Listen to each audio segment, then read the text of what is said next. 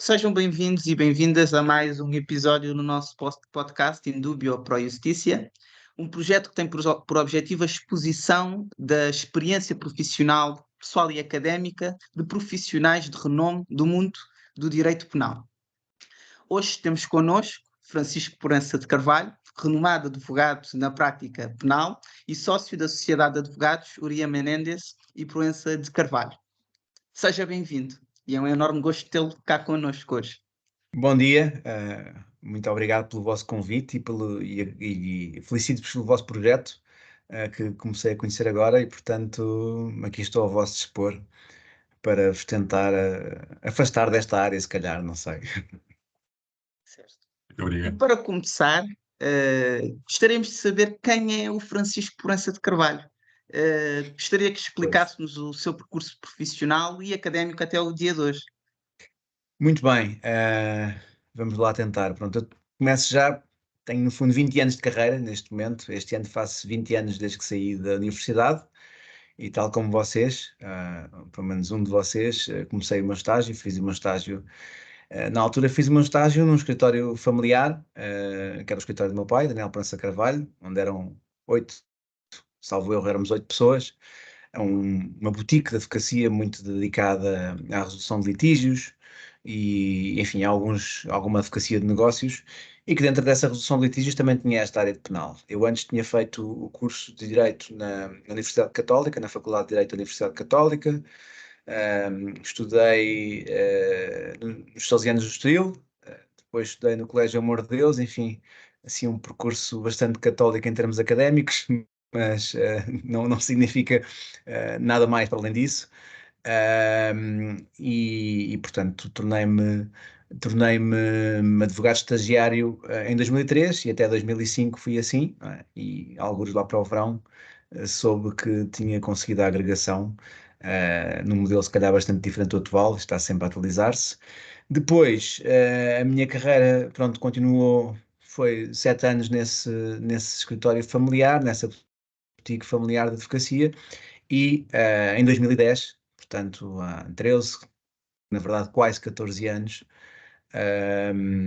depois de um convite da Uria Menendez, um escritório espanhol muito reconhecido, acabámos por nos juntar e fazer a chamada Uria Menendez Proença de Carvalho, que é um escritório ibérico, podemos falar assim, onde a partir daí também passei a integrar o departamento de contencioso.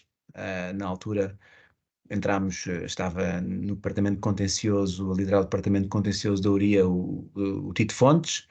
Eu entrei com os meus colegas, Fernando Aguilar de Carvalho, o Alexandre Mota Pinto e também a minha colega e prima, Eduarda Proença de Carvalho, todos com uma prática mais centrada na área de contencioso, diferentes sub-áreas, por assim dizer, e portanto, desde aí tenho desenvolvido a minha carreira aí. Entretanto, novos sócios foram surgindo na Uria Menendez Proença de Carvalho, jovens advogados que começaram a trabalhar connosco, e o projeto tem-se desenvolvido. Não sei se querem que eu vos faça também aqui um resumo mais pessoal ou se também da parte profissional.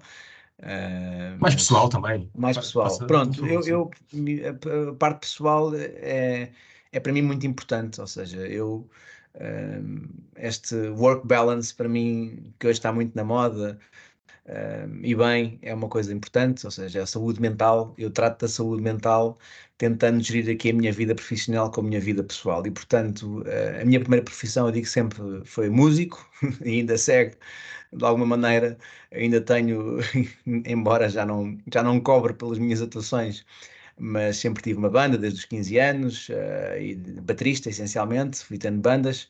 Depois aqui houve uma altura da minha vida com o nascimento dos meus filhos e juntar a parte profissional foi mais difícil de gerir. E portanto sou músico, gosto muito de desporto também, futebol essencialmente, mas procuro manter uma boa forma física, que também é importante para a minha saúde mental. Sou casado com uma jornalista, e portanto joga na equipa inimiga, muitas vezes nestes casos mediáticos, embora não seja nesta área, estou a brincar obviamente. Tenho 2 filhos, um filho de 10 e uma filha um filho de 14 e uma filha de 10. Bem, não me iam perdoar este erro, não é? Acho que só isto aqui agora já estou a dizer alguma coisa. Exatamente. Portanto, gosto muito de música, gosto muito de viajar, gosto muito de gastronomia, gosto muito de conviver socialmente com os meus amigos, também muito destas áreas, e gosto muito de futebol, por exemplo, sou um benfiquista bastante comprometido. E nesse campo até faço parte do Conselho Fiscal da Fundação Benfica hoje em dia, portanto tenho uma ligação, enfim, é um escape, aquelas paixões que não se explicam, nem consigo explicar bem aos meus pais, porque eles nem sequer gostavam muito de futebol, portanto eu ganhei esta paixão por mim. E portanto a minha vida é um bocadinho em torno destas realidades, profissão, família, amigos, desporto, música, e tento ir gerindo a minha vida assim.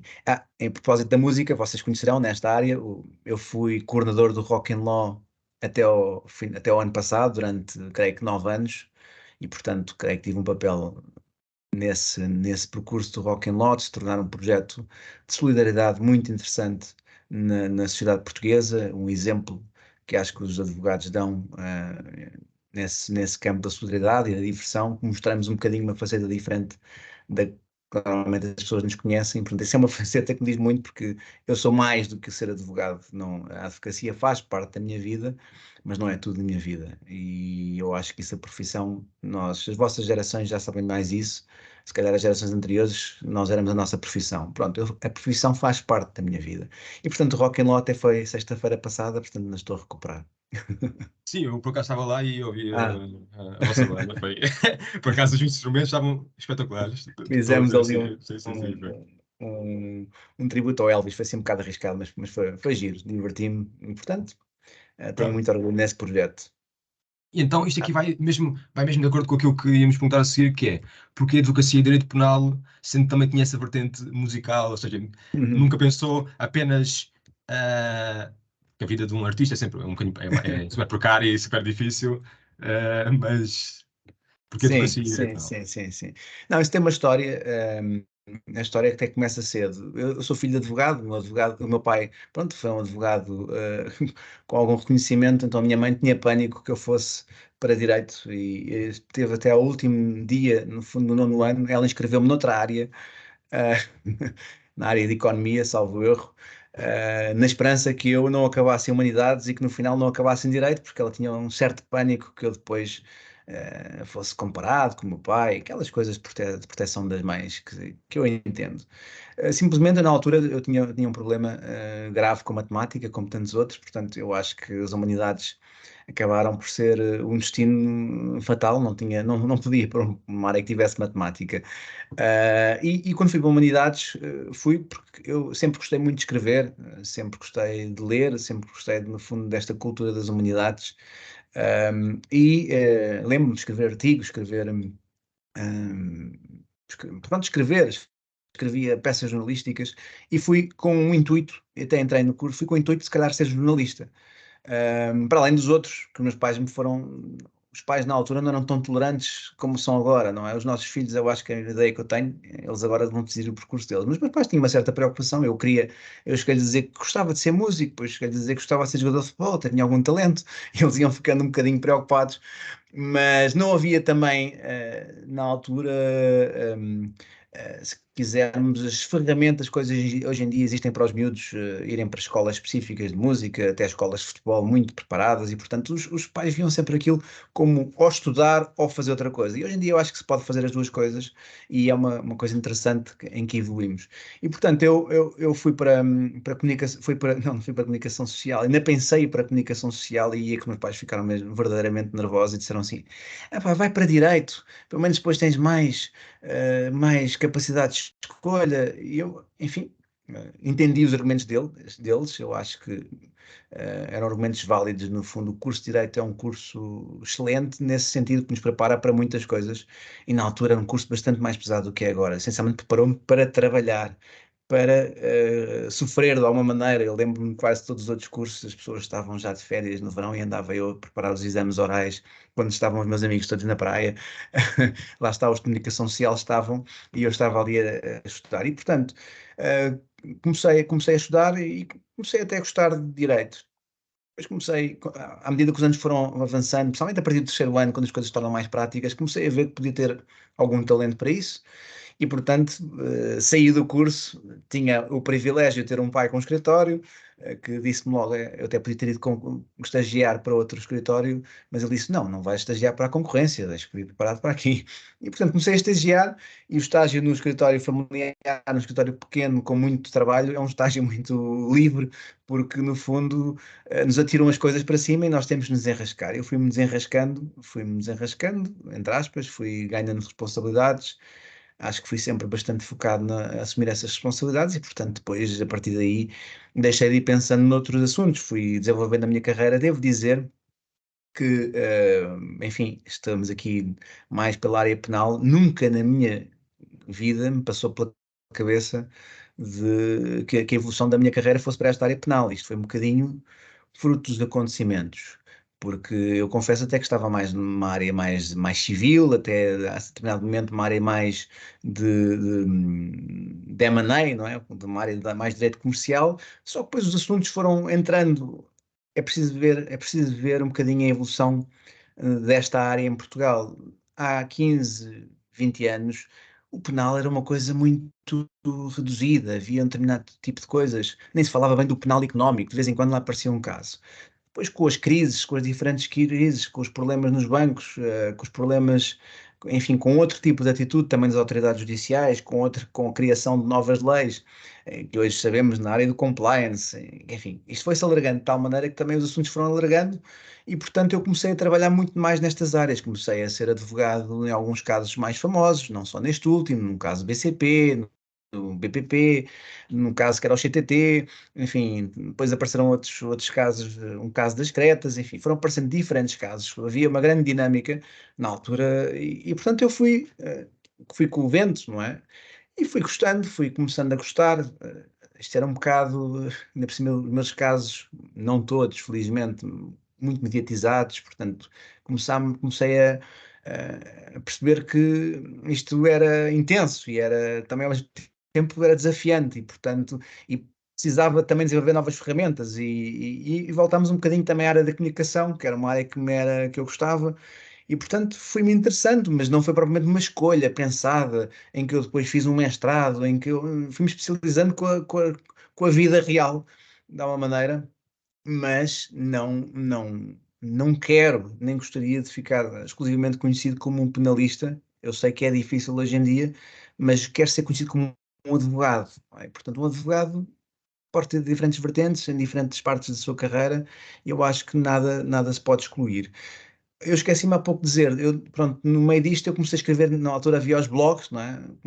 Foi se calhar uma iniciação das redes sociais, onde havia grandes lutas de blogs, agora grande parte dos meus colegas dos blogs são políticos ou são jornalistas de diferentes áreas, uns mais à esquerda, mais à direita, mas estive muito envolvido no início dos blogs mais políticos em Portugal, fiz parte do Atlântico, do 31 da Armada, comecei com o Sinédrio e com alguns colegas que hoje são pessoas conhecidas dessa área, mas portanto, eu gostava muito de escrever e gosto muito de escrever e de comentar e só me tenho contido porque entendo que a minha profissão e até determinado tipo de casos exigem que eu tenha algum foco e alguma descrição em que não me exponha demasiado. Isso também o ajuda depois a escrever as peças processuais, a saber gostar de escrever e efetivamente. Sim, eu acho que é importante, não Isto não. é?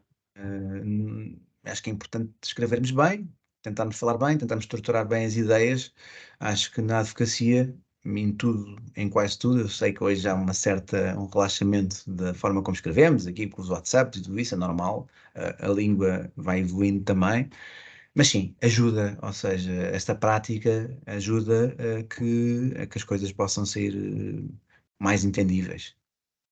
Mas então o Francisco teve um contacto desde muito cedo com a advocacia, com os processos que também o seu pai estava envolvido, o Champalimau e etc. Por isso viu de perto, Sim. não foi? Sim, eu vivi isso muito intensamente. Embora o meu pai tivesse uma ótima regra que eu tento aplicar também para a minha família, que é, ele também é músico, portanto, é músico. Aliás, esteve lá na sexta-feira, aos 82 anos ainda no Rock and Roll, eu fico muito orgulhoso disso, a tocar baixo, eu a tocar bateria.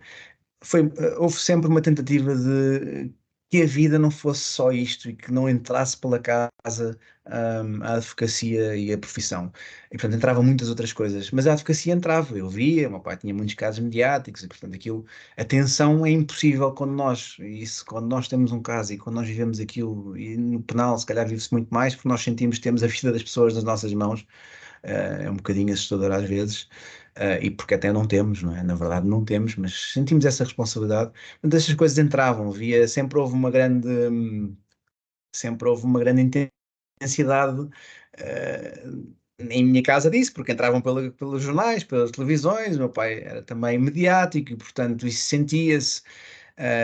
Isso devia ter servido para me afastar, se calhar, como a minha mãe tentou, mas acabou por não servir. E 20 anos, e já levo 20 anos, eu continuo a recusar essa ideia. Tenho a sensação de que sou sempre um jovem advogado, mas hoje em dia começam a aparecer pessoas como vocês a chegar à conclusão: epá, já passaram 20 anos, não é? Como é que é possível?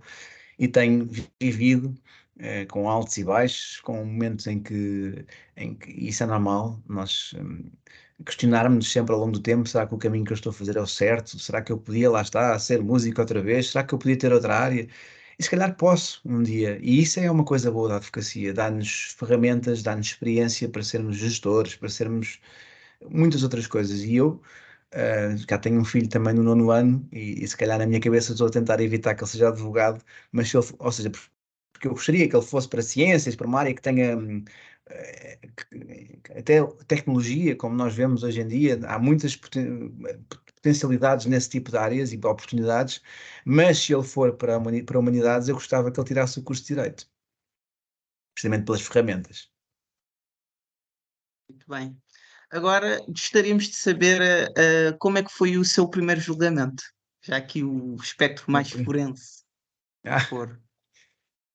O meu primeiro julgamento é uma boa pergunta. Bom, na altura nós fazíamos intervenções oficiosas quando fiz os estágios, portanto atirávamos para o meio das escalas, onde fazíamos claramente que um dos primeiros julgamentos que eu fiz foi nessas oficiosas, que normalmente era por álcool, por excesso de álcool, ou por condição, com condução sem carta, e que eu tentava não chegar lá e pedir justiça só, e portanto tentava dizer alguma coisa, mas éramos atirados completamente para uma sala de tribunais, em que estava um juiz, estava um procurador, e depois estavam uns desgraçados meus estagiários que não faziam ideia do que estavam ali a fazer. Portanto, esse foi o meu primeiro julgamento.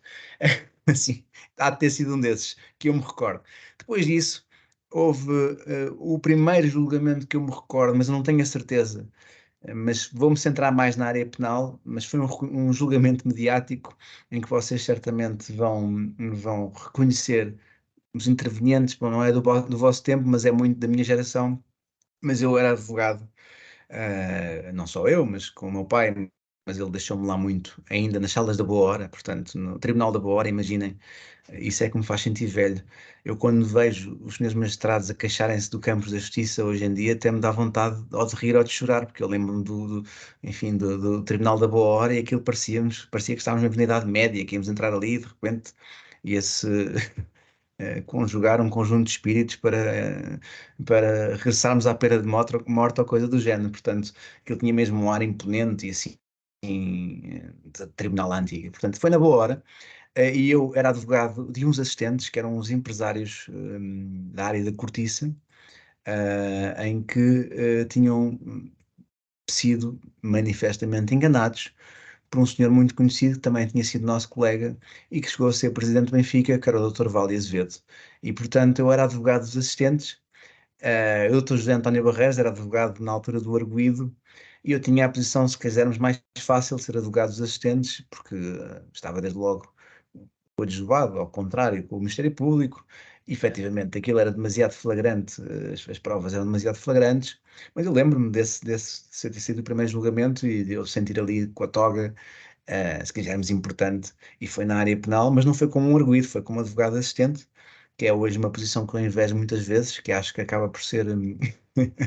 Sinto sempre que é um bocadinho mais fácil ser advogado de assistentes hoje em dia, nomeadamente em casos mais mediáticos, e comecei assim. Foi um julgamento interessante, que ainda por cima tivemos que. Aconteceu uma coisa que o Dr. Vale Azevedo passou, sei lá, 12 horas a contar uma história como arguido, não é? A defender-se, está no seu direito, e depois, no final daquilo, chegámos à conclusão: a senhora funcionária disse: lamento imenso, mas isto não gravou. E, portanto, tivemos que regressar lá e o Dr. João Valdez Azevedo passou outras 12 horas a contar uma história completamente diferente, mas teve esta incidência e ganhei esse caso. Pronto, não foi um caso que os meus clientes tenham ficado muito satisfeitos, que eles realmente tinham sido enganados pelo seu advogado. E isso é a coisa mais indecente que um advogado pode fazer a quem quer que seja, que é enganar o seu cliente. Pois. E considera que esse julgamento foi o mais marcante no seu percurso? Ou há outro que é mais, digamos, que foi Ui. inesquecível? Não, esse não foi o mais marcante. Tenho alguns inesquecíveis. Tenho um que eu especialmente inesquecível porque até pela relação que se cria entre cliente e advogado e compreendam que houve uma altura em que, da vida do meu pai em que ele manifestamente já estava cansado desta barra e os clientes se calhar iam lá por ele, pelo nome dele e ele foi apresentando alguns colegas dele, mais novos, quer dizer, não era só eu, o Fernando Aguilar de Carvalho, tem mais 10 anos do que eu. Eu hoje dirijo o departamento contencioso da Urias Mané da Esperança de Carvalho, mas a mim, o meu pai não sei, se calhar achou que eu tinha mais jeito para esta área de penal, foi-me mandando alguns clientes e eu ficava sempre espantado. Como é que os clientes não diziam, desculpe lá, mas este jovenzinho de 30 anos não é para nós, que eu tenho aqui o caso da minha vida. Mas pronto, houve um cliente especialmente com quem eu criei uma grande ligação, por acaso até é do Sporting, mas que foi o Carlos Horta e Costa, que tinha sido presidente do CTT, e que foi absolutamente, de uma forma completamente injusta, acusado de vários crimes relacionados com o edifício em Coimbra e com a sua gestão no CTT, e em que eu assumi sozinho aquele julgamento e, portanto, eu não tinha muito mais do que 30 anos, tinha 30 anos, e mudei-me para Coimbra durante um longo inverno, em que passava lá 3, 4 dias da minha vida, com a responsabilidade que eu sabia que tinha ali um cliente absolutamente inocente, olhava para aquilo, mas havia uma tensão mediática tremenda contra ele, que se foi esvaziando. Ao princípio, até com uma certa hostilidade do próprio tribunal, porque, enfim, tinha visto tantas coisas, como tantas vezes acontece na comunicação social, e não queria acreditar que depois o que via no processo e que nós, defesa, estávamos a demonstrar, não tinha nada a ver com aquilo que via na comunicação social. E isso foi uma longa luta. E eu acho que também por ter saído da minha cidade, da minha zona de conforto, eu sei que a Joana, a minha mulher, estava à espera, estava grávida também, e portanto, ao mesmo tempo, havia esse elemento e eu senti-me sempre um bocado sozinho ali, e sendo com essa responsabilidade. E esse julgamento do caso CTT foi muito marcante para mim, porque acabou com uma absolvição total. E eu lembro-me quer dizer, senti-me emocionado. Eu vi o cliente olhar para mim como quem diz, ficámos com esta ligação umbilical como quem diz, salvaste-me a vida. E eu acho que se calhar qualquer outro advogado tinha salvo a vida, mas estava lá eu. Aquilo era tão absurdo, mas era difícil. E portanto, esse marcou-me muito, mas também me marcou muito a experiência que tive como advogado de um infelizmente falecido ex-administrador do BCP, o Dr. Christopher de Beck, que faleceu recentemente, mas que era um germânico muito intenso e que também eu fiquei sempre admirado. E as pessoas também, como é que ele confiava num advogado tão jovem, e confiou, e era super exigente, uma pessoa muito dura, e ganhámos também. Eu tenho tido essa sorte, pelo menos eu acho que é um bocado de sorte também, não é só. Não, sorte de ter clientes inocentes também ajuda, mas casos mediáticos, houve uma fase que eu acho que isto não estava com tanta pressão condenatória e eu fui ganhando alguns casos e esse também foi marcante, mas houve vários, ou seja, eu sinto sempre, agora comecei a ganhar mais responsabilidade, mais frieza, obviamente que este caso do Banco Espírito Santo, que já estou quase há 10 anos também nele, enfim, não estou sozinho, felizmente. Temos uma equipa também com o meu agora sócio, na altura não, o Adriano Schilacci. É um caso, como devem compreender, absolutamente marcante, que ainda não, que tem tido diferentes incidências, que parece-me que pode estar longe, enfim, está longe de chegar ao fim, porque tem tantas incidências, são múltiplos casos que envolvem uma pessoa muito marcante na sociedade portuguesa e como isso também mudou bastante a minha vida profissional, mudou a percepção, se calhar, que as pessoas têm de mim. Começaram a ver como advogado em vez do advogado Francisco França Carvalho, e eu digo sempre, eu sou o advogado, que também tenho um cliente, mas tenho outras coisas, e portanto, mas sou advogado, sou autónomo, tecnicamente independente e sou focado na defesa daquilo que são os interesses dos meus clientes. Mas pronto, estes casos, como vem muito na área da banca, muito nesta área do crime económico ou financeiro, são todos casos muito marcantes, porque a maior parte deles foram casos mediáticos. Depois tive um caso muito interessante, foi o caso de um economista canadiano chamado Peter Boone, e esse correu especialmente bem porque conseguimos ganhá-lo na instrução, e que tinha ali uma acusação completamente inovadora. Quiseram, SIAP, acho que quis fazer uma inovação, e o senhor nem conhecia Portugal nem nada, mas escreveu uns artigos sobre a dívida pública portuguesa, e no fundo foi um adivinho óbvio de que Portugal tinha que ser intervencionado a seguir à Irlanda pela Troika, e isso aconteceu. Mas como o senhor também tinha uns interesses, era strategist de um fundo, o Ministério Público Português entendeu que ele tinha manipulado o mercado. Ele ficou muito chocado, ficou muito, obviamente, muito chocado, e porque né, não teve nenhuma intenção daquilo, portanto foi interessante. Ou seja, e eu acho que agora também as coisas estão a evoluir, há uma internacionalização, se quisermos, do direito penal. Portanto, nós cada vez mais temos em grandes empresas internacionais, pessoas internacionais que se veem envolvidas em diferentes tipos de casos em múltiplos países, inclusive em Portugal, e portanto acabam por correr um bocadinho ao nosso trabalho, e isso é interessante. Nós, esta troca de experiências, esta troca de culturas, perceber um bocadinho como é que é a cultura judicial de outros países, e às vezes é completamente oposta. Eu vou-vos dar aqui um exemplo. Se calhar, eu falo muito quando me põem para falar, portanto vocês interrompem-me à vontade. À Eu vontade. tento. Por exemplo, os suíços, com quem há muitas intervenções e muitas ligações no caso BES, mas autoridades suíças também. Por exemplo, para eles foi completamente incompreensível. Eles tinham um processo que estava em segredo de justiça, vamos chamar assim, em segredo de justiça, e quando teve uma parte portuguesa, obviamente o segredo de justiça desapareceu logo, que isto foi logo nas notícias, vieram cá fazer uma diligência qualquer, eles nem queriam acreditar como é que um caso que estava em segredo de justiça no seu próprio país chega a Portugal e deixou de logo estar em segredo de justiça. Toda a gente sabia que estava a acontecer aquela diligência, eles ficavam chocados, achavam que nós realmente éramos uma república das bananas desse ponto de vista, e somos, não é? A verdade seja dita, como temos visto todos, mas para os suíços era impensável, ou para outros países, digamos, com esse tipo de civismo, vamos chamar-lhe assim, é impensável como é que um caso está em segredo de justiça deixa de estar em segredo de justiça porque há fugas de informação por todo lado. Portanto, esses choques de culturas também são interessantes. E, portanto, eu falei já de vários casos marcantes, mas realmente, e eu digo isto pela ligação também pessoal que criei, o caso CDT foi muito importante, foi muito marcante para mim. E agora que faça esta exposição bastante interessante e a menção à exposição mediática, gostaríamos de saber qual é o impacto dessa exposição nos trâmites do processo e também na garantia de um processo justo. Qual é a sua opinião a propósito desta intervenção, esta exposição mediática dos processos? Pois, eu corro o risco de ser injusto, porque eu já tive vários exemplos daquilo que eu vou dizer, não está correto. Eu acho que o impacto é brutal e cada vez mais brutal. Acho que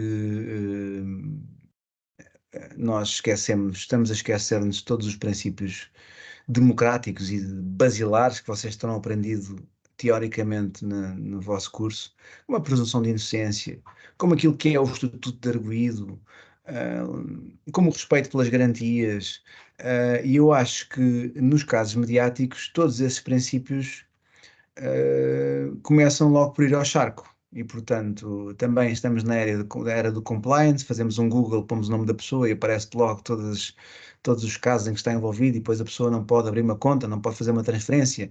Depois há uma agressividade tremenda das autoridades judiciais, fica tudo arrestado, tudo. E, portanto, reparem como a vida destas pessoas, se quisermos, fica absolutamente virada do avesso, e como todos os seus direitos são completamente arrasados logo ao início. E, portanto, depois o processo demora o tempo de demorar, e é muito difícil dar a volta a isso. Isso fica marcante. As pessoas saem de cargos políticos, as pessoas saem das suas carreiras, as pessoas ficam sem meios de subsistência, as pessoas ficam sem nome, sem imagem. Portanto, isso tem logo um impacto tremendo na vida das pessoas. Hoje em dia é muito fácil ter casos mediáticos. Há canais da televisão que qualquer caso minimamente excitante em que eles possam criar uma novela torna-se casos mediáticos. E eu acho que aquilo que tenho sentido é que se torna cada vez mais difícil para o sistema judicial, para juízes, para magistrados, serem imunes a isso. E, portanto, acho que estão a ser, se calhar vamos colocar, estamos a ser arrastados por isso e temos ainda uma enorme dificuldade em combater isso e em voltar aos princípios, porque, no fundo, os princípios do processo penal e do direito penal, em última instância, são aquilo que garantem a nossa liberdade, não é? A nossa democracia.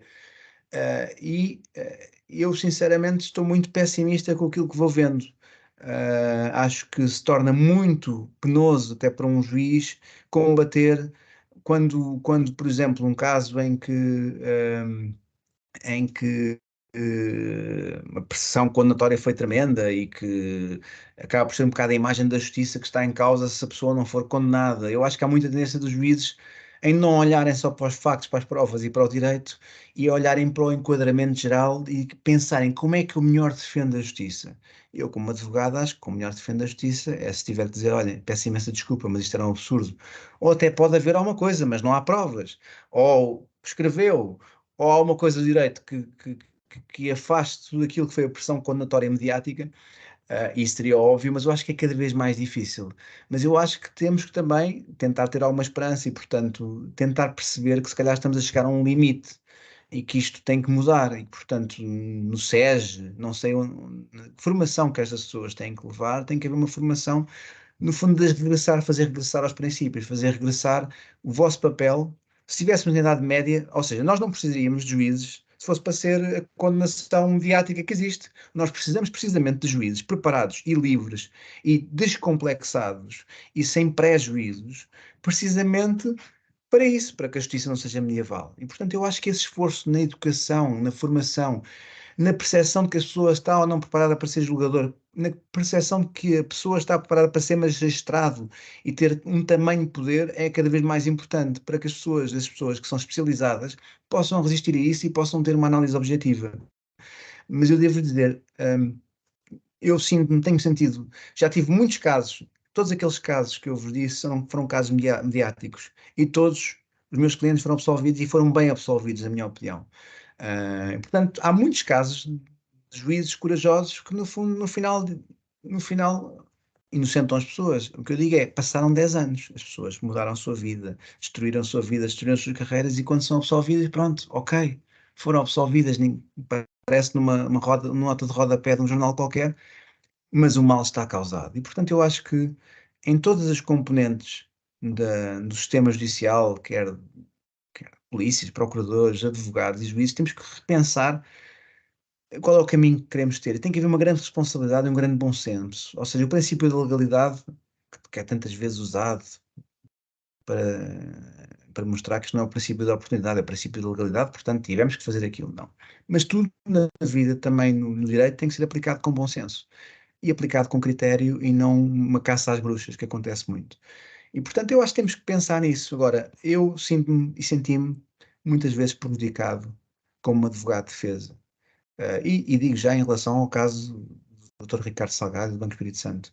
Acho que tive e vou tendo muitas vezes razão jurídica, razão factual, e que muitas vezes não me é dada, pela pressão mediática tremenda que isto tem. Isso custa-me, porque eu estou lá e assisto aos julgamentos e percebo, muitas vezes há uma tentativa de justificar aquilo que foi a tragédia do Grupo Espírito Santo, do Banco Espírito Santo, e aquilo que foi uma revolução, na minha opinião, profundamente errada, uma tentativa de justificar com a criminalização, através do sistema de justiça, aquilo que aconteceu.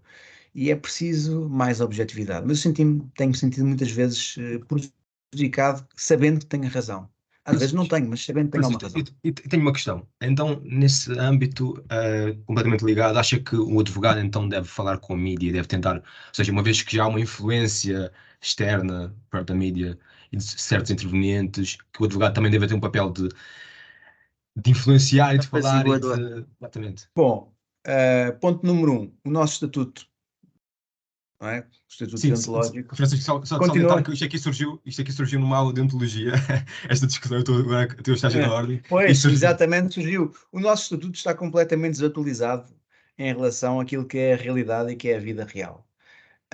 E, portanto, como vocês sabem, o advogado só pode falar excepcionalmente, muito contidamente, sujeito à autorização do Presidente do Conselho Regional, enfim, uma série de limitações que eu acredito que muitas não sejam sequer cumpridas, até porque eu vejo e muitos colegas meus, e não digo isto com nenhuma espécie de crítica, até posso às vezes ter essa crítica, mas pronto, estou no exercício de liberdade, vejo tantos colegas meus a comentarem os casos dos outros, que eu, às vezes custa-me que eu tenha que pedir autorização para comentar o meu próprio caso, não é? E chateia-me um bocado, devo dizer. Portanto, respondendo à pergunta, eu acho que temos que decidir que modelo é que queremos, não é?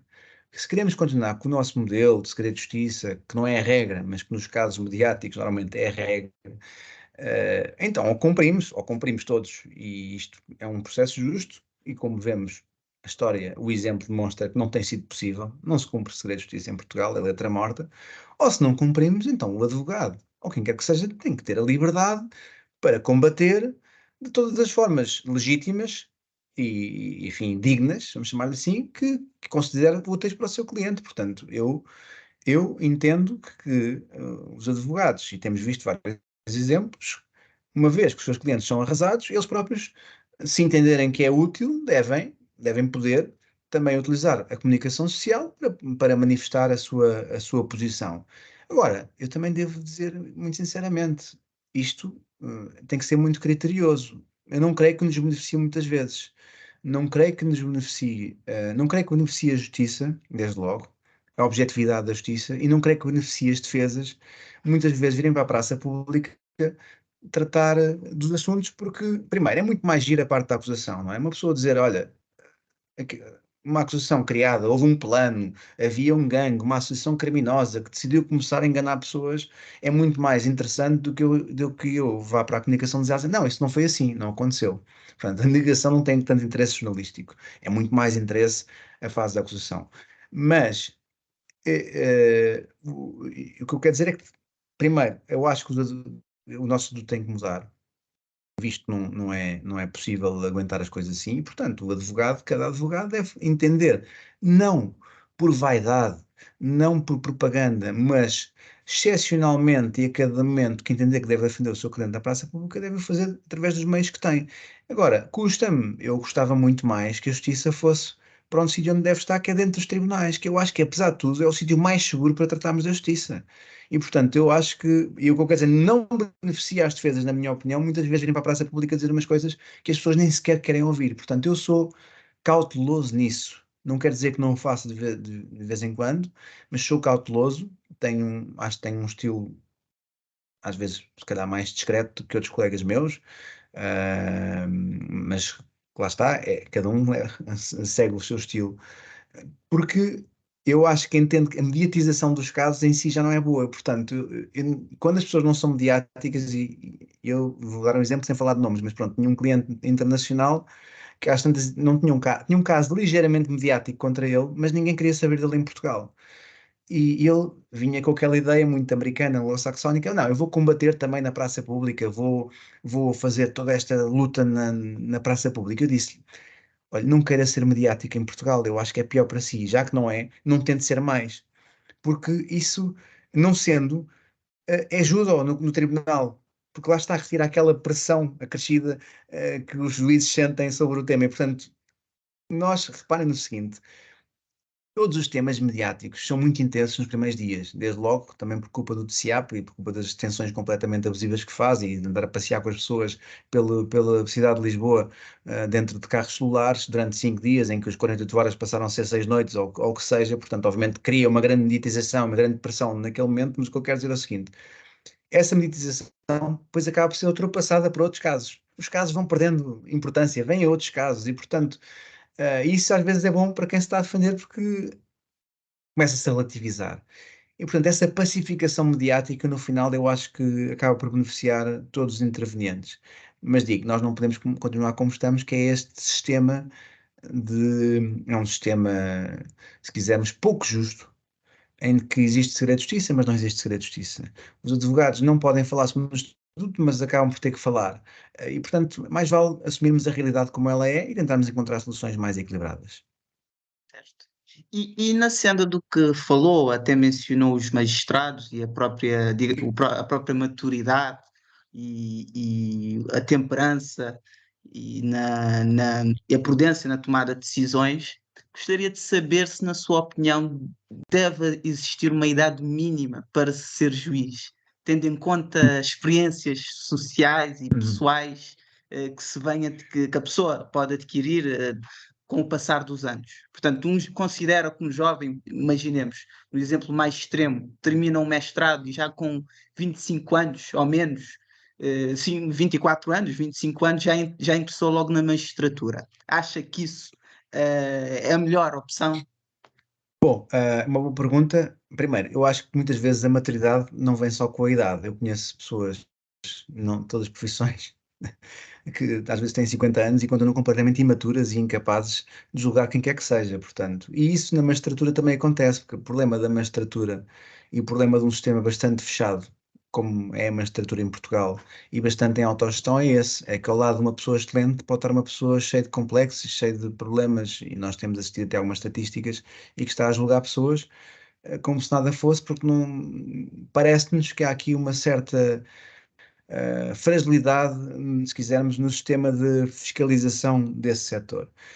Portanto, ponto número um, há jovens juízes, acabadinhos de sair, que podem ser juízes muito melhores do que um juiz com 30 anos de vícios processuais, até vamos chamar assim, não quero que deixe aqui vícios de atitude, e que ninguém lhe chamou a atenção, e que no fundo foi subindo na carreira e já é juiz do Tribunal de Relação ou de qualquer outro tribunal. E, portanto, é muito mais perigoso do que aquele jovem juiz que até é super sensato, que foi feito para aquilo. Dito isto, eu acho duas coisas. Primeiro, acho que a experiência de vida. hum, eu era favorável a um sistema mais aberto, ou seja, acho que o contacto com a vida, o contacto com a advocacia, o contacto com outras profissões, hum, também deste meio, vamos chamar assim, é importante para depois as pessoas poderem seguir uma carreira na magistratura. Portanto, eu preferiria que realmente que houvesse aqui uma idade mínima e que no fundo que houvesse, lá está, a construção de um percurso, de uma carreira, de um currículo, até as pessoas poderem ingressar nisso. E é o que acontece muitas vezes, diga-se. Agora, acima de tudo, e isto se calhar é polémico, eu acho que a magistratura, seja ela Ministério Público, também de juízes, essencialmente até de tribunais superiores, devia ser mais aberta. Portanto, deveria, eu, por exemplo, agora 20 anos depois da minha carreira, podia dizer assim: bom, já tenho imensa experiência, lá está, vi o outro lado, mas agora gostava de ser juiz, se calhar de um tribunal superior. E, portanto, poderia concorrer sem ter que fazer o SES, sem ter que fazer aquela. Eu acho que seria melhor que a magistratura fosse mais aberta a pessoas como os advogados e que através de concurso e que, no fundo, pudessem depois, com esta experiência de vida, pudessem dar o seu contributo, obviamente devidamente avaliados, têm essa capacidade. E, portanto, eu acho que em vez daquele percurso logo inicial dos SES e que as pessoas não saíram daquele circuito, isso é terrível, porque nós muitas vezes assistimos por parte de algumas decisões da magistratura, é de que parece que não existe mais nada para além daquilo. Parece que o único interesse que nós temos é a justiça em si, não há um interesse muitas vezes comum, um interesse geral, um interesse de sentido de Estado, que é preciso conjugar com todo, também com o interesse da justiça imediata, com o princípio da legalidade. E isso eu acho que vem com a experiência, e, portanto, eu entendo qualquer magistrado, e eu digo, um magistrado do Ministério Público como nós vemos, aliás, é um magistrado com muito poder, o poder para pedir a prisão de pessoas. Eu sei que não é o poder para prender, mas se não tivermos juízes de instrução a fazerem efetivamente o seu trabalho de juízes das garantias, e nós tivemos muitos exemplos durante muitos anos em que o Ministério Público fazia o que queria e já sabia que tinha um juiz de instrução ao seu dispor, é com muito poder, portanto, pessoas com muito poder primeiro, devem ter mais experiência e segundo, devem ser melhor fiscalizadas, que eu acho que isso falta claramente em Portugal. E agora, falando sobre a questão de representar o Dr. Ricardo Salgado, queria perceber, acreditamos que seja extremamente desafiante em termos processuais como sociais, e queremos perceber qual é que era o impacto na sua vida pessoal e, além disso, daquilo que nos pode dizer sobre o processo, sempre nos trâmites Claro, possível, claro. possivelmente. Bom, tem sido 9 anos e meio de grande intensidade e reparem, nós não nos preparamos para isto.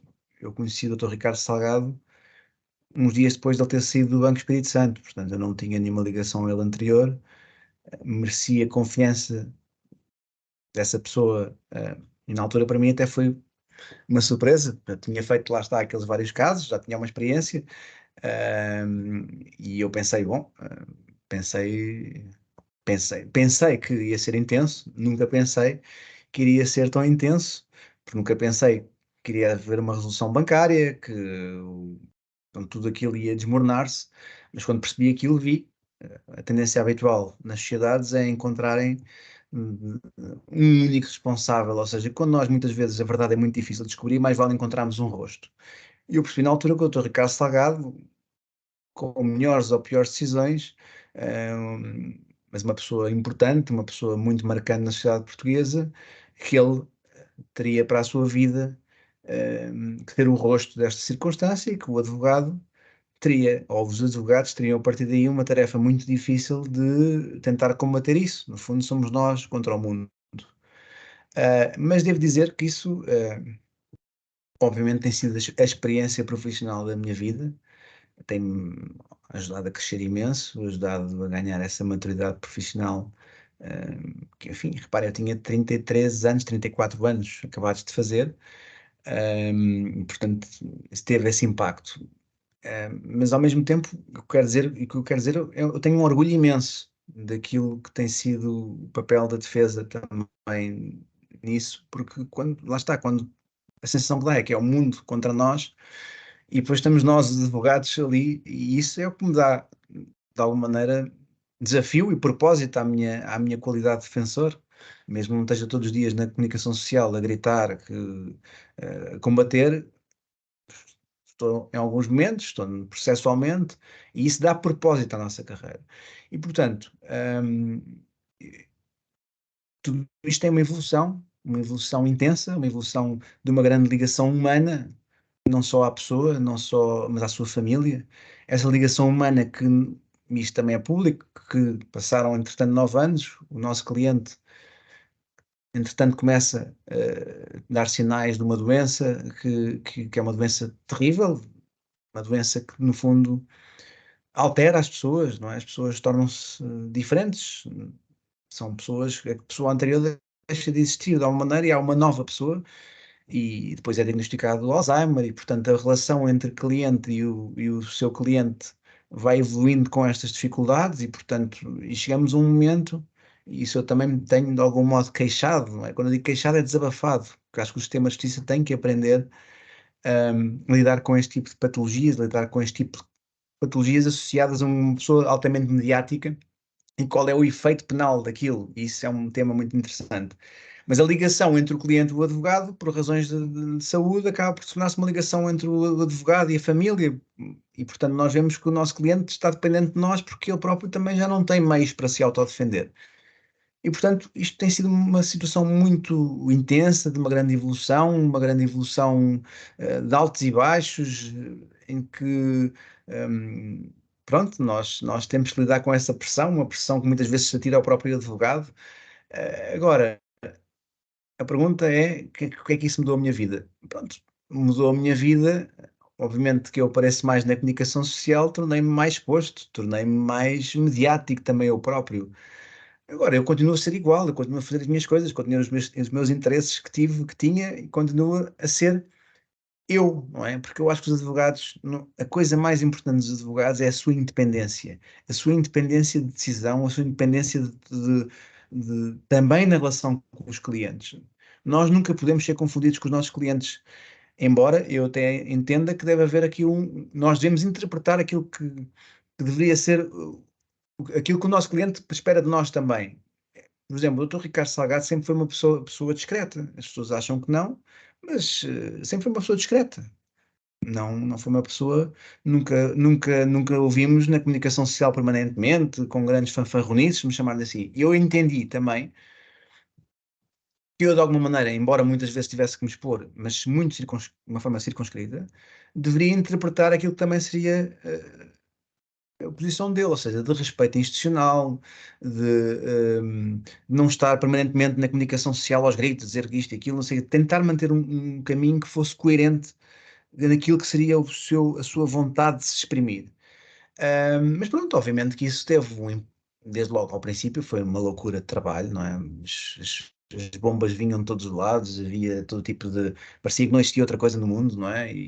Mas depois também vamos nos habituando, vamos conseguindo gerir as coisas, vamos conseguindo conhecer os factos, conhecer os nossos argumentos, conhecer e, portanto, as coisas depois começam a entrar em velocidade de cruzeiro. É que é uma velocidade de cruzeiro muito acelerada, devo dizer. Agora, a minha vida não mudou muito, eu continuo a ser exatamente a mesma pessoa.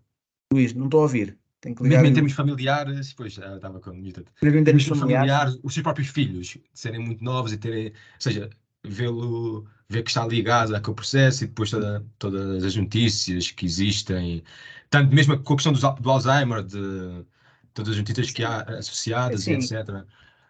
em relação ao Alzheimer, isso foi um tema mais recente, que o que me custou é que as pessoas, realmente, as pessoas às vezes olham, as pessoas achavam que a defesa estava a inventar essa situação. E durante 2 anos, algumas pessoas, não é? Muitas achavam que isto tinham visto algum filme qualquer e que os advogados agora se lembraram disto. Pronto, porque têm esta visão da advocacia, que é uma coisa que me faz confusão. Como as pessoas que me conhecem, acho que sabem, mas ia-me passar pela cabeça uma vez o Francisco agora inventar uma doença só para libertar o seu cliente, o que quer que seja. Isso custou-me um bocado, custou-me um bocado, e por isso é que nós andámos 2 anos a pedir uma perícia independente, precisamente para isso. Nós tínhamos os relatórios, múltiplos relatórios médicos, que demonstravam precisamente que não dava margem para dúvidas, não sou médico, não é? Mas isso custou-me um bocado, mas acho que pelo menos 2 anos depois as pessoas já percebem que isso não foi uma invenção dos advogados, pelo menos quero acreditar as pessoas que interessam, não é? Não são as pessoas das caixas de comentários das redes sociais, dos Twitters, ou do X, ou do que é que seja, que aí nós vemos as coisas mais bárbaras. Eu penso assim, se esta pessoa, às vezes passa, não anda à procura disso, mas os insultos que tiram à defesa. Eu queria ver se essa pessoa à minha frente me diria isso, porque eu acho que não ia dizer isso dessa maneira. As pessoas são muito corajosas nas redes sociais, mas depois são muito cobardes na vida pessoal. Ainda bem, também não tenho interesse nisso. Quanto aos meus filhos, eu acho que os meus filhos não, não sei, não sabem, eles sabem que às vezes são uns colegas que mandam umas bocas, viu o teu pai na televisão, vi isso, falam do cliente em si, mas eles nunca ligaram muito. Eu acho que os miúdos habituam-se, estão mais preocupados com as suas coisas, com a sua vida, e eu também, de alguma maneira que eu digo, eu também tenho muito essa ideia de não trazer para casa, posso trazer trabalho para casa, mas não trazer para a mesa de jantar essas circunstâncias. Portanto, a minha vida acaba por ser muito simples desse ponto de vista. Sou uma pessoa que gosta de fazer as mesmas coisas que já fazia. E eles Isso também é não ótimo. sentem alguma coisa. Isso é ótimo. Tinha agora uma questão, que uma vez que também referiu que a sua mulher é jornalista, queria perceber, assim, se me conseguir responder sucintamente, se considera que os jornalistas se devem ou podem constituir-se como assistentes nos processos mediáticos, como aquelas manobras, muitas vezes, Ah, de conseguir-se. sim, sim. Muito bem. Antes de mais, só vou terminar. Eu sei que te peço desculpa regressar. Há uma coisa que eu quero dizer em relação à questão da meditização. Uh, no dia a dia, na vida real, eu nunca senti, tirando uma única exceção, uma outra exceção, nunca senti nenhuma hostilidade na rua, onde quer que seja, relativamente a este facto de eu ser advogado de uma pessoa com este impacto e com um caso tão mediático. Portanto, senti sempre até palavras de conhecimento, de simpatia, e devo dizer, e isso enfim, em favor do meu cliente, que, que muitas vezes circulei com ele na rua, pronto, para irmos a julgamentos, para isso, as pessoas foram sempre também muito simpáticas com ele. E muitas vezes aquilo que nós vemos nas redes sociais, na comunicação social, não tem correspondência com a vida do dia a dia. Os portugueses são pessoas de grandes costumes, eu acho que isso é uma grande qualidade, e conseguem muitas vezes perceber mais a realidade do que aquilo que nós vemos no dia a dia. Quanto aos jornalistas serem assistentes, um, a condição de assistente é uma condição de colaborador do Ministério Público. É assim que está no Código de Processo Penal. Vocês estudaram isso certamente. E, portanto, o jornalista é suposto ser uma pessoa isenta, não é? O jornalista é suposto ser uma pessoa isenta. Portanto, só o ato de se constituir assistentes já é para mim contra a natura, Portanto, estão-se a constituir colaboradores do Ministério Público a que propósito? Não faz nenhum sentido, não é? É o chamado abuso de direito, vamos chamar-lhe assim, de uma forma. Então, mas a condição de assistente é para ser um colaborador do Ministério Público, mas processual. Não é para ser um colaborador do Ministério Público na devassa, na quebra do segredo de justiça, na violação dos direitos, dos deveres. Portanto, eu acho que uma coisa não bate certa com a outra. Portanto, dito isto, se me disserem assim, mas os processos devem ser todos públicos e os jornalistas devem ter acesso a eles. Isso é diferente. Isso é diferente, não é um sujeito processual, é uma estratégia de transparência do sistema português que poderia adotar dessa maneira. Agora, usarem essa manobra, mesmo eu bem sabendo um conjunto alargado de crimes, nomeadamente corrupção, que se entendeu que todas as pessoas podiam constituir assistentes, mas entendeu-se do ponto de vista processual, não se entendeu do ponto de vista daquilo que foi um abuso. E, portanto, se o jornalista de algum modo for vítima, se for um colaborador processual, não pela sua função do Ministério Público, não pela sua função de jornalista, mas porque há uma razão para isso, tudo bem. Se for só para fazer aquilo que nós vimos fazer, que era utilizar essa condição simplesmente para divulgarem as coisas que estavam em segredo de justiça, por exemplo, não me parece que tenha sido muito correto. E lá está, incorreto com a própria condição do jornalista. O jornalista deve ser isento. E os jornalistas da área de justiça, eu acho que, apesar de tudo, começamos a assistir uma melhoria, portanto, também eles próprios se têm especializado, e eu acho que eles também já viram, já constataram com o tempo, tanto caso que ao princípio parecia o fim do mundo, que aquela pessoa era completamente culpada e que depois chegou ao fim de 8 anos depois, e afinal foi inocentada, porque não havia nenhum factos, nenhum provas, os jornalistas andaram a divulgar aquilo, e eles próprios, alguns jornalistas, mais sérios, mais objetivos, não de tabloidismos, vamos falar assim, já têm essa preocupação de algum rigor e tentar colocar um bocadinho de algum equilíbrio entre as defesas e o Ministério Público. Muito bem. E agora gostaríamos de saber quais as qualidades, habilidades, valências que acha serem essenciais para um advogado de direito penal bem-sucedido. Se pudesse voltar atrás na sua carreira, quais os conselhos que daria a si mesmo, sabendo o que sabe hoje? Pois, muito boa pergunta, que é daquelas que nós muitas vezes não pensamos no dia a dia, e portanto, eu, como não preparei esta entrevista com vocês, tenho que agora pensar rápido, não é? É uma coisa boa para os advogados de direito penal, que é pensarem rápido e reagirem rápido às circunstâncias de surpresa que acontecem, porque realmente, se é a área que nos surpreende todos os dias, que podemos acordar um dia com uma chamada às 7 da manhã porque há uma busca, porque alguém foi detido, é esta área, portanto, ou nós pensamos rápido, ou não temos muitas possibilidades de sobreviver com sucesso aqui.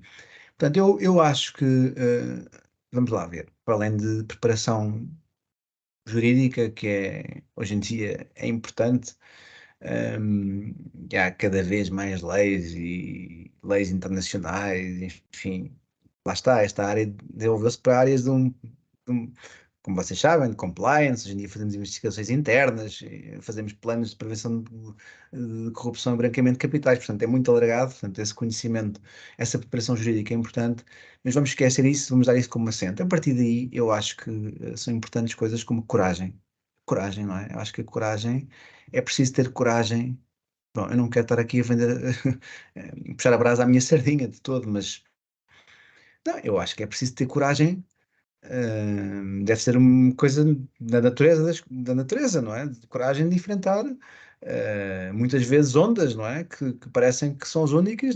E o advogado de defesa tem que estar ali. Estão a ver uma perspectiva do advogado de defesa, tem que estar ali para ser a voz da defesa e, portanto, muitas vezes uma voz incómoda, uma voz que é insultada porque ninguém quer ouvir aquela voz. E há pessoas que não simplesmente não têm que ter essa coragem nem essa paciência. Bom senso, ou seja, bom senso é uma coisa que transversal a todas as profissões, mas na advocacia e em qualquer profissão que lide com estas coisas, claro, ainda para mais nos magistrados, mais bom senso devem ter, obviamente, um, para tomarem decisões que exigem essa sensatez, não é? Esse balance, vamos chamar assim. Um, Depois eu acho que tem que ter, por exemplo, há advogados de comercial. Eu dou umas formações lá no escritório, às vezes sobre julgamentos, não é? Uma pessoa que não se sente à vontade, que tem uma grande timidez, mas é um excelente jurista e que escreve coisas maravilhosas e que contratos fantásticos. obviamente, que se não se sente à vontade depois na oratória, vamos chamar-lhe assim, na oralidade, porque é mais tímido, porque há uma razão. Se calhar isto não é a área certa, não é? Nós não podemos ir para um tribunal e estarmos calados porque somos tímidos. Até devemos muitas vezes estar calados porque a gestão dos nossos silêncios é importante, muitas vezes em termos estratégicos, não fazemos perguntas, e eu, obviamente, qualquer advogado já fez a pergunta que gostava de não ter feito, não é? Mas temos esta tendência para falar muito, como vocês estão a assistir, e às vezes devíamos saber estar calados, e essa gestão de silêncios é importante. Mas, portanto, eu digo sempre, convém a pessoa sentir-se à vontade para isso, ter características pessoais nesse sentido. Ahm, mas pronto, e capacidade de resistência, não é? Acho que capacidade de resistência à adversidade é importante. Isto vai-se ganhando. Eu devo dizer que, ao princípio, quando comecei com alguns casos mediáticos, parecia que aquilo era a minha vida. Parecia que se ocorresse alguma coisa mal, era a minha vida da minha família, parecia que era tudo sobre mim. E eu, com a experiência, fui percebendo cada vez mais este conceito de independência, não é? Que é importante para os nossos clientes, não é nós abandoná-los. Não. Disponibilidade é uma coisa permanente, ou seja, quem vai para a advogada, tu pus aqui o telemóvel, que é a coisa, temos de ter cuidado, não é? A falar ao telemóvel, pelos vistos, mas é por aí que nos chegam as coisas, e os e-mails, e os WhatsApps e tudo, ou seja, e nós temos de estar disponíveis para ter uma vida que é assim, que é ligada, que é ligada. A vida de um advogado destas áreas, especialmente, tem que ser uma vida ligada, não uma vida desconectada. Eu até posso ir de férias, eu até posso querer um espaço para mim, mas eu não posso achar que agora, olha, estou de férias, não quero saber das coisas. Isso para qualquer advogado, acho eu, mas esta área ainda para mais, porque as pessoas sentem sempre que é o fim do mundo, sentem sempre que o mundo vai desabar sobre elas e que elas são o centro do mundo. E o advogado, até para às vezes dizer-lhes que não é bem assim, que há outras coisas, deve estar sempre disponível.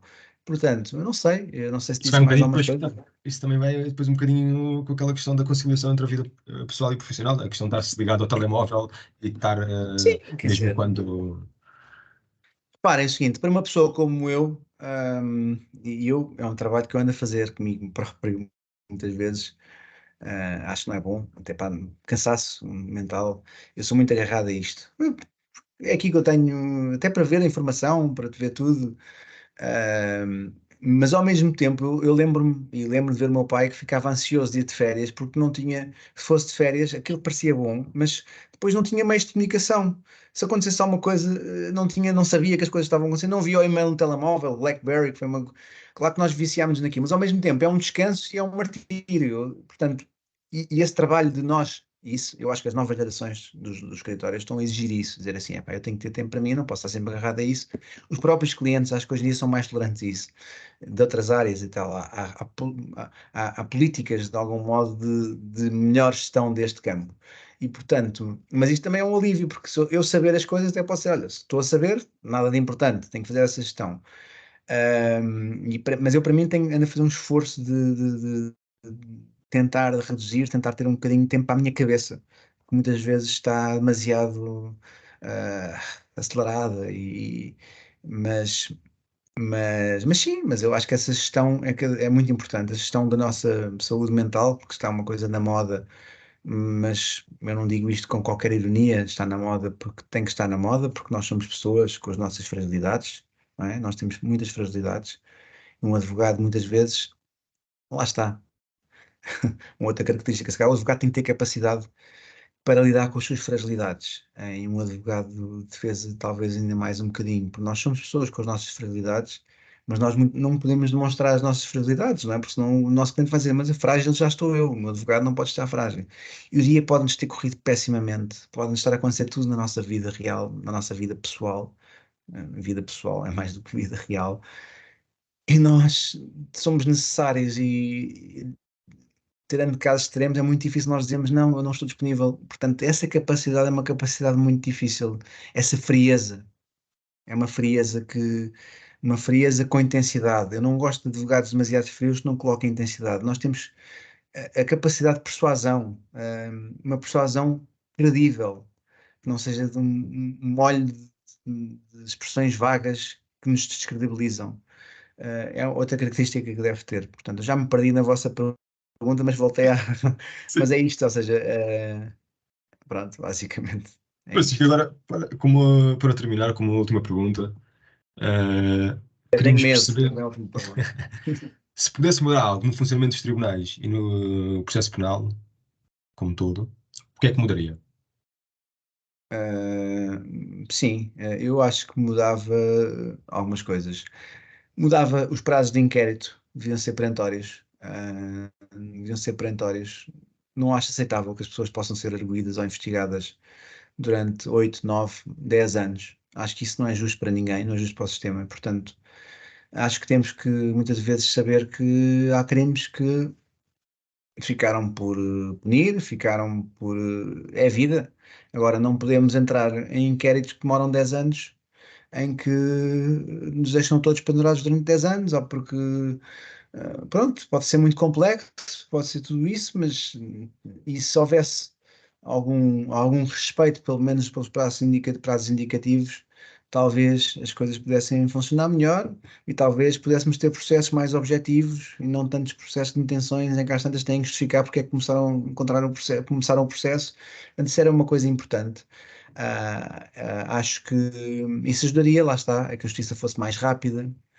Não é à custa, e isso sou muito claro, não é à custa de tirarem mais direitos às pessoas que a justiça vai ser mais rápida. Eu sinto-me envergonhado, sinto-me, enfim, perturbado quando ouço pessoas com grande gabarito e com dizerem que a culpa da justiça ser lenta é dos advogados que têm manobras dilatórias como recorrer, não é? Imaginem um recurso de manobra dilatória, agora sabem, já se quer acabar com a instrução, enfim, todo o percurso do nosso processo penal nos últimos 20 anos foi a retirar direitos aos arguidos e como veem não mudou nada. Reparem aquilo que não retiraram, os prazos de inquérito, por exemplo. Portanto, os prazos só no inquérito demoram 10 anos e depois querem que os arguidos sejam julgados sem poderem recorrer com efeito suspensivo, sem dizerem que o recurso ou como uma arguição é um ato delatório. Eu acho que é preciso ter realmente muita lata para com os processos que demoram em inquérito de 10 anos, depois virem dizer que são os advogados com as suas manobras dilatórias que arrastam isto. Eu sinto-me realmente, eu acho que chocado com essa expressão e dá-me vontade de dizer muitas coisas sobre o assunto. Mas pronto, eu acho que o que é que eu mudaria mais? Eu vou dizer uma coisa que também retiraria, vamos assumir, e eu assumo isto pode ser assim um bocado disruptivo. Eu acho que a magistratura, há aqui uma grande confusão de papéis. Portanto, eu retiraria o Ministério Público do lugar onde está ali ao lado dos senhores juízes e colocaria do lado de lá como uma parte. Porque é isso que se tem comportado muitas vezes, portanto, mais vale assumirmos as coisas como elas são. Eu acho que é importante que naquele centro estivessem árbitros só, não é? E que nós tivéssemos a convicção que ali estão os árbitros e que do outro lado está o nosso adversário e que nós estamos deste lado. É muito sentar, é muito, nós sentimos, eu sinto-me sempre um bocado, penso, aquela ideia de confiança geral não é uma ideia que eu diga já, eu não gosto de dizer que confio na justiça assim em termos gerais, porque isto, há situações, há pessoas em que eu confio e há outras pessoas em que eu não confio, aquilo é uma grande misturada, portanto eu acho que era bom retirar, ou seja, separarmos essas águas, enfim, separarmos as águas de magistrados, são os senhores juízes e as senhoras juízas. Depois temos o Ministério Público, ou advogados do Estado, ou quisermos chamar, mas não têm que entrar pela mesma porta ao mesmo tempo, como se fossem todos eles vulgar aquela pessoa que ali está. Depois, isto são coisas menores. Gostaria de colocar os arguidos ao lado do seu advogado e não ali numa posição central, um bocado até medieval, que está ali o centro, que nós estamos aqui todos a julgar. Não, devia estar ao lado do seu advogado, um bocado à americana. Sentir aqui um bocadinho mais de equilíbrio. Eu acho que quando as pessoas chegam a um tribunal e sentem um peso e se sentam ali, a sensação que devem ter é assim: eu estou tramado aqui, está aqui tudo contra mim, pois está ali o advogado. Vejo, pronto, se for um tribunal coletivo, 4 pessoas na mesma bancada, isso até do ponto de vista psicológico é perturbador. Portanto, são coisas assim um bocadinho menores, um bocadinho simbólicas, eu mudaria, se calhar, certamente mais outras coisas. Acho que temos também ahm, pensar em melhores mecanismos de justiça negociada, e quando digo justiça negociada, não digo justiça, não digo ahm, agora está-me a faltar a expressão, aquilo, no Libar, fundo, não, os delatores, não é nesse sentido, a justiça delação negociada, premiada, delação premiada no premiada, peço Brasil. desculpa, não ver como estava a faltar aqui, até essa expressão que eu, só esta delação fico logo assim nervoso porque vai ao pior da condição humana e nós assistimos aos maiores abusos para as pessoas salvarem a sua pele, dizem aquilo que qualquer investigador quer dizer. Mas em termos de justiça negociada, há casos que podiam ser resolvidos dentro do mecanismo de suspensão provisória, mas podíamos alargar isso um bocadinho mais, em que as pessoas querem, no fundo, negociar a sua própria situação, não é? Em vez de passarem 10 anos à espera do que lhes possa vir ao acontecer, podiam ter um interesse em, olha, reparem, um arguido em Portugal que se quer dizer que é culpado e quer confessar, que tem que passar por tudo isto na mesma.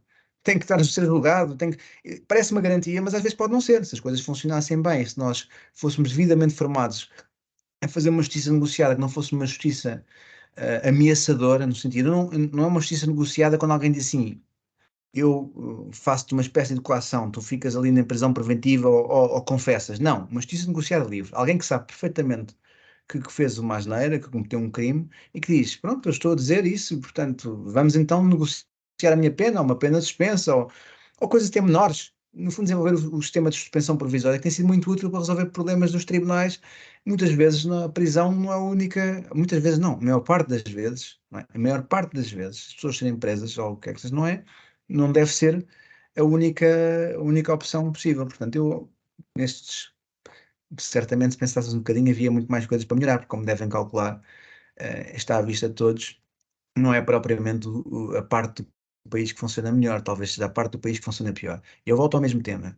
Custa-me imenso verificar aquilo que vou verificando cada vez mais, detenções de pessoas perfeitamente desnecessárias, que as pessoas iam apresentar-se claramente, voluntariamente, e que são detidas, já não nas 48 horas, mas 5, 6 noites, que lhes é retirada a liberdade, que é a coisa mais importante que nós temos, pelo menos na minha opinião, é a liberdade.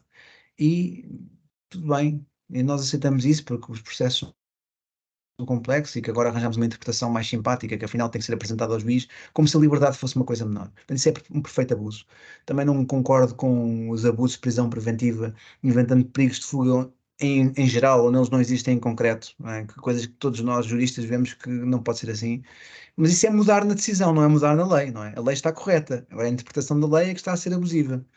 Mas pronto. Pois, mas relativamente à questão dos tribunais, seria mesmo com a lei, e mais para ser Sim, mais um sistema seria.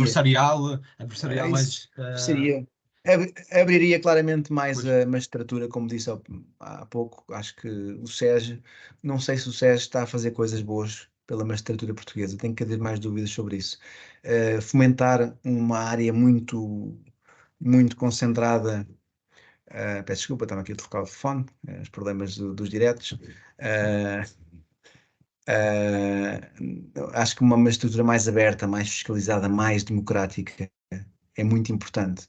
Esta autogestão não está a levar a bons caminhos e é assim, quando me vêm com a questão da independência e da autonomia, peço desculpa, há grandes democracias do mundo em que juízes, procuradores são eleitos, ou o Ministério Público está sob a dependência hierárquica do Ministério da Justiça, por exemplo, em Espanha, o Ministério Público, o Procurador-Geral da República é nomeado pelo Ministro da Justiça e responde-lhe perante ele, e não creio que se possa alguma vez sustentar que são justiças menos livres e menos democráticas. Agora, tem que haver sempre uma ligação mínima que seja à democracia e ao escrutínio. E isso verifica-se cada vez mais que nós agora estamos a pagar por não termos optado por soluções desse género. Francisco, muito obrigado por todas estas excelentes respostas e excelente partilha de informação. Queremos novamente agradecer-lhe por ter aceito o nosso convite. Este podcast estará disponível nas nossas redes sociais, no YouTube e Spotify. E, novamente, Francisco, muito obrigado. Muito obrigado aos dois também.